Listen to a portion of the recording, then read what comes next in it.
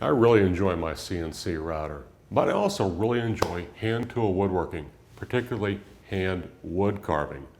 Now, this may seem a little odd to hear, but your CNC router can help your hand tool wood carving. Let me give you an example. So last Christmas, I decided to make some really nice little gift boxes, and I wanted a carved echinacea flower on top, and I had to make about 8 of them. Well, of course, time passed, and it was getting late November. How am I going to make these things? And then it came to me. I went ahead and used my CNC router, found a piece of clip art, and it had the router go ahead and just do the rough out pass for the echinacea flower.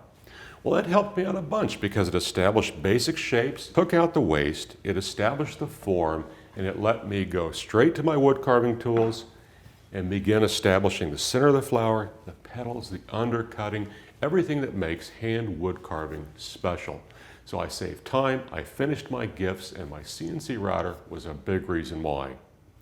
So if you'd like to save a little time with some wood carving work, or if you're a beginning wood carver and you need a little bit of help establishing that basic rough form, consider using your CNC router.